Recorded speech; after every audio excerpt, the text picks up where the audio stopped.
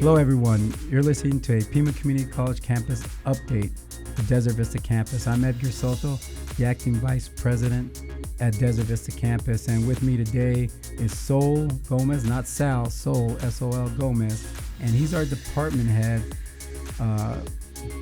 librarian for our campus. And so we're going to talk about some interesting things. We're going to just have a conversation. So if we get off track a little bit, maybe something not totally associated with Pima, it's just kind of to share not just some updates at Pima, but to share a little bit about Sol as a person and kind of get to know him a little bit as well. So welcome, Sol. Go ahead and tell me a little bit about yourself. As far as are you from Tucson? How long you been at Pima for? Sure. So this is my first full year here at Pima College. Okay.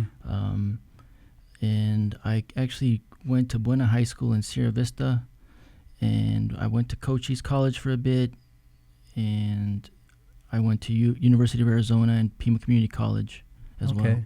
All right. So, yeah, I thought you went to, for some reason, I thought you went to Pueblo High School. Nope, but I didn't. No. So you're Sierra Vista. So with the military, is that what had you over there? No. Really? No. My parents ended up over there following my grandparents. Oh, so. Gotcha. No. So but it is a military town, yes. It is a military town. So one of the things I wanted to share, because I got to tell you, when I first got to Desert Vista campus, I started walking around and I saw you there, and I could just tell you had a lot going on in your area. But what I also noticed is that you also took the time to walk around campus like I did, and you would take your walk, you would talk to students, those type of things. So I was always kind of intrigued by some of the things that you were doing. What I've realized is this: I don't think faculty and staff really see all the benefits, all the support you can give. And what is something that you could share with our faculty, our staff, that you do as a librarian there at Desert Vista? Sure. So it's Susan Cookland and we're the librarians at Desert Vista. Okay. And we want to visit classrooms. We want to help and work with faculty and staff. Mm-hmm. So aside from going in and providing research instruction and covering databases, mm-hmm. Topic selection, or just helping students on how to cite, I want to work closely with faculty so we can think of creative ways we can better serve them. Mm-hmm. I want them to come into the library as well, but I think there's a lot more we can do if we just work closely together. So you actually would be willing to go into the classroom and have maybe a short presentation for the students? Yes. Okay. In fact, we can either do 5 to 10 minutes, just an introduction to let students know what the library can offer them. Okay. And or we can actually go in and provide research instruction tailor-made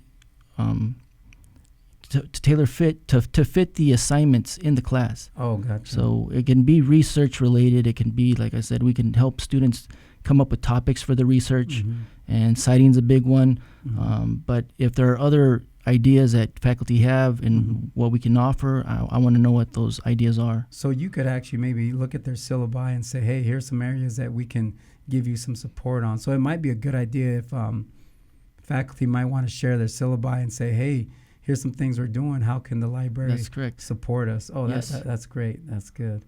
Okay, because I'm always, I know it seems like libraries have gotten shrunk. They're smaller because we're not, we don't have as many books. People are looking at things online.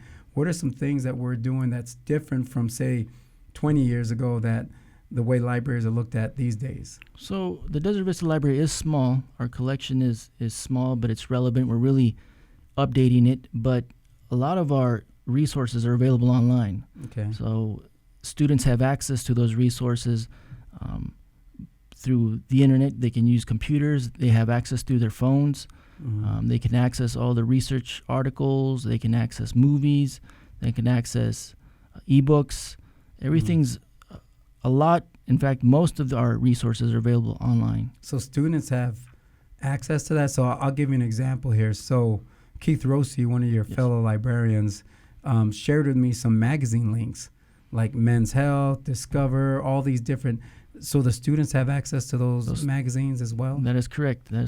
They have, as students, they have access to that information. Mm-hmm. All they need is their just how they sign on to their computers, their username and their password. Mm-hmm. That's how they sign on to the library. Okay, so here's something that I was thinking now. faculty, if they use some of these magazines that are, perfect for their subject area, they can actually access and share articles and different things going on. Yes. That'd be great for a faculty to know, because I know there's some really cool magazines. Where would they be able to get a list of these magazines that you guys can They're have? actually on the library website, and I can show. Okay. That's another thing that that can help when we visit the classroom. We can show faculty and the students how to navigate those resources, and how to use them, where to locate them, and how to use them. Oh, that's perfect, because that would, and I'd like to actually sit in one of those classes just to see all those resources. So one of the other things that I've come across when I've gone up there to the library is you guys have these things. They're called culture passes. Explain to me what these culture passes are, and how people can maybe have access to them. So we're working with a nonprofit called Act One, and what faculty, staff, students all have access to these museum passes, performance passes, and they check them out just like they would check out a book. Okay. So each time someone checks something out, for example, you can check out tickets to the Desert Museum, the Botanical Gardens, and the performance passes change because depending on season and what's showing at that time. And some of those tickets are like $50 each. Yeah, I've seen So that, when students or faculty or staff come in to check those out, they get 2 tickets each time they check one of those passes out. Well, Mark Hanna, one of our board members, actually checked a couple passes. He was taking a walk, and you explained that to him, and he actually checked out a couple of those passes for him and his wife right then and there. So that's awesome. So what are some other, so you said the couple performance, like I know University of Arizona. UA Presents, and can't think of the other something ones. in Scottsdale, because I haven't saw some of those. Well, yeah, the Act One is actually from Phoenix. So there are museums and performance passes that can be used in Phoenix as well. Okay. And so so it could be an employee, it could be a student. It doesn't even have to be, it could be somebody from the public. That's correct, because we do have community use library cards. Community can come in and they have a limited use. They can't check out as many items as students, but they can check out 5 items, and that includes those culture passes. Okay. All right. So now, where did you work before Pima? So I'm new to the academic librarian career. Okay. I worked. I was a director of the Superior Court Law Library in Pima County for 5 years. Okay. And before that, I worked for Pima County Public Library for about 7 to 8 years. Gotcha. All right. So now, I hope you've enjoyed your year at Pima, but kind of what are some things that you've enjoyed working at Pima, and maybe what are some things that you'd like to see more of? Well, one of the reasons I wanted to work here at Pima is because, like many students, I struggled with my undergraduate career. Mm-hmm. I ended up coming to Pima College because of my very low GPA at the University of Arizona. It was like a 0.06 GPA. And you're brave sharing that. All right. So that's good. But, financial aid required you to go full-time, and the U of A would only let me go part-time. So I had to go part-time at the U of A and part-time at Pima. Okay. And I enjoyed my time at Pima very much. And after that, everything improved. I started to focus more.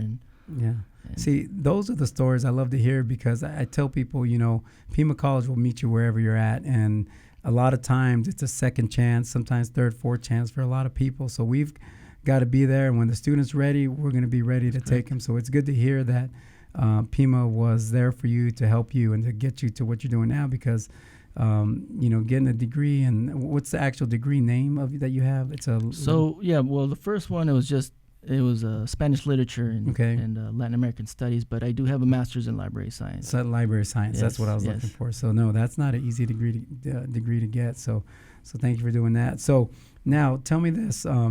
What would you like to see more of? Like if you can see some things you'd like to see, whether it's at Desert Vista campus, at the college, anything that you think we're doing well or we could do more of? Well, I like the feeling that, I like all the campuses, but Desert Vista has a special place in my heart, and it just has this good feeling.